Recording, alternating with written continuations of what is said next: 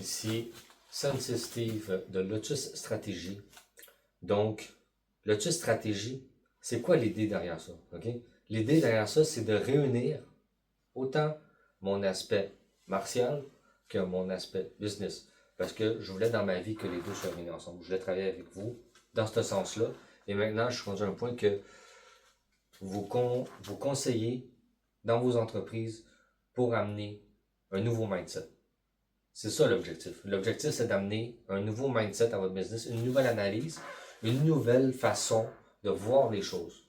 En appliquant l'art de la guerre à la business. C'est ce que je fais à l'étude stratégique. Appliquer l'art de la guerre à l'entreprise. Et c'est quelque chose d'extrêmement efficace. C'est pas pour rien qu'on appelle ça l'art de la guerre. Hein? C'était le concept, c'était les stratégies et les tactiques que les généraux à l'époque féodale, au Japon, en Chine, utilisaient pour pouvoir gagner les guerres. C'est des stratégies qui fonctionnent quand il s'agit de faire quoi que ce soit, mais ça s'applique particulièrement bien dans le milieu des affaires modernes. Pour quelle raison que ça s'applique bien? Parce que les ninjas à l'époque, c'était des entrepreneurs. C'était des individus qui avaient le même profil vis-à-vis des samouraïs que les entrepreneurs ont de nos jours vis-à-vis des salariés, exemple, des salariés ou d'autres personnes de la société. L'idée, c'est la même chose. C'est pour ça que ce qu'ils font, leur mode de vie, leur perception de la vie, comment est-ce qu'ils fonctionnaient, ça fonctionne. Puis c'est ce que je veux amener dans votre business. Là, je vais vous expliquer c'est quoi le concept utilisé dans l'art de la guerre. Il s'agit du concept des 5 éléments. Et on a les 5 éléments chinois et les 5 éléments japonais. Ils sont différents les deux. Les 5 éléments chinois amènent des stratégies long terme. Il s'agit d'un cycle qu'on appelle le cycle d'engendrement et le cycle de destruction, de contrôle. Ensuite, on a les éléments japonais, les 5 éléments japonais qui, eux, sont plus des énergies et une façon de faire les choses. C'est l'énergie d'un moment, l'énergie d'une action qu'on utilise. Ça va être plus des tactiques à court terme. Donc, c'est comme ça que je vous amène l'analyse de votre entreprise et qu'on va analyser les stratégies long terme selon les éléments chinois et on va analyser les actions court terme selon les éléments japonais. Premier dans les éléments chinois, le premier qu'on a, c'est l'eau.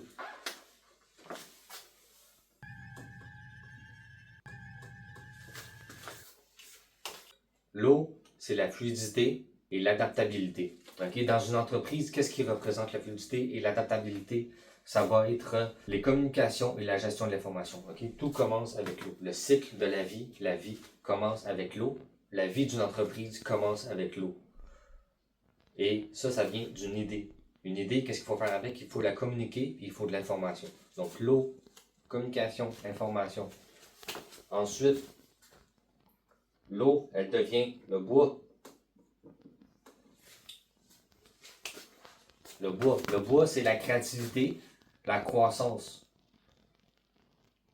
Dans une entreprise, la créativité et la croissance, ils se représentent par le R&D et le marketing. Okay? Une fois qu'on a eu l'idée et qu'on a bien communiqué, qu'on a trouvé les informations, ensuite, il faut du R&D pour créer le produit, il faut du marketing pour le promouvoir.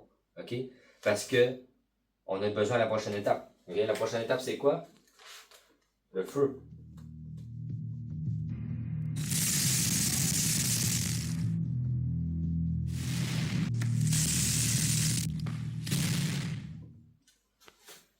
Le feu, ici, ça va être les ventes, le service à la clientèle. Pour quelle raison qui viennent après? Parce qu'on a besoin de produits, les ventes ont besoin du produit que le R&D a inventé pour le vendre. Les ventes et les services à la clientèle ont besoin du marketing qui a été fait dans le bois pour avoir des clients pour acheter ce produit-là. Okay? C'est ça l'idée. Le feu. Ensuite, le feu va engendrer la terre. Pour quelle raison? Parce que le feu brûle le bois. Quand le feu brûle le bois, ça fait des cendres qui deviennent de la terre.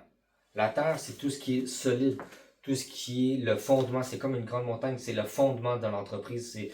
C'est des choses qui sont lentes, qui vont être solides et qui vont être fondamentales. Donc, dans une entreprise, ça représente l'administration, le RH et les opérations. Une fois qu'on a notre produit à vendre dans le feu, là, qui a été vendu, Mais ça prend des opérations pour que le client puisse recevoir son produit, que le client ait le produit, ou qu'importe le modèle d'entreprise, ce concept-là s'adapte à n'importe quel type d'entreprise. Une fois que les opérations sont dans la terre, puis qu'il y a eu le client, mais là, l'administration a besoin de prendre les décisions, de gérer l'entreprise. C'est le fondement. Si l'administration n'est pas là, il n'y a rien qui va se passer. Il n'y aura pas de produits à vendre, il n'y aura pas de clients qui vont vouloir acheter, il n'y aura pas d'entreprise, il n'y aura pas rien. Donc, ensuite, on a le RH. Le RH est très, très important de nos jours.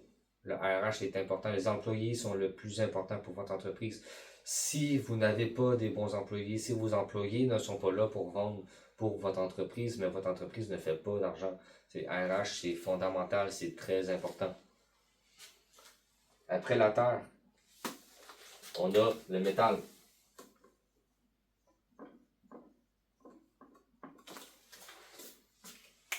Le métal, c'est quelque chose qui est tranchant, qui est précis. Okay? Tranchant, précis, brillant aussi un peu. Okay?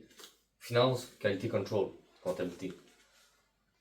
Ça, c'est dans le métal. Parce que le métal, ça doit être tranchant, ça doit être juste. Avec les finances, une fois que l'administration a fait toutes ses décisions pour l'entreprise, une fois que les opérations sont toutes faites, on a besoin d'avoir des rapports. On a besoin d'avoir tous les rapports de ce qui s'est passé, les rapports d'opération, les rapports de finances. Il faut s'assurer que tout ça est droit, parce que c'est ça qui permet de fermer le cycle, c'est ça qui permet de s'assurer que tout le cycle a bien été.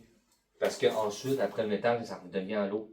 On retombe encore à les idées, la communication.